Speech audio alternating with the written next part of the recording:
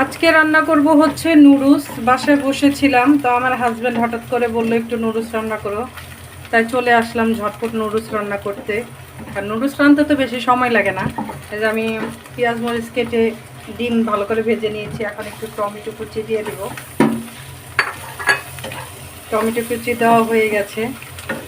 তারপরে আমি হচ্ছে একটু টেস্টিং সল্ট দিয়ে দিব। আপনারা আপনাদের স্বাদ অনুসারে দিয়ে দিবেন। টেস্টিং সল্ট না দেওয়াই ভালো, তবে আমি একটু দিলাম স্বাদের জন্য।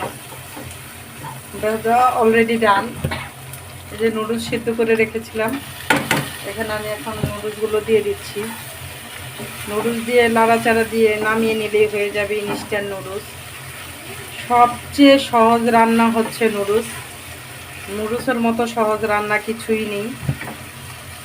দেখেন কালারটা কত সুন্দর এসেছে। আর এই যে এখানে নুডলসের মশলাগুলো আমি দিয়ে দিচ্ছি, দিয়ে নাড়াচাড়া দিয়ে নামিয়ে নিব। দেখেন কত সহজে হয়ে গেল নুডলস রান্না।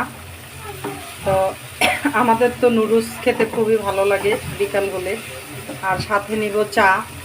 তো কার কার বাসার বিকালের আড্ডাতে নুডলস আর চা খাবেন অবশ্যই কমেন্টে জানাবেন।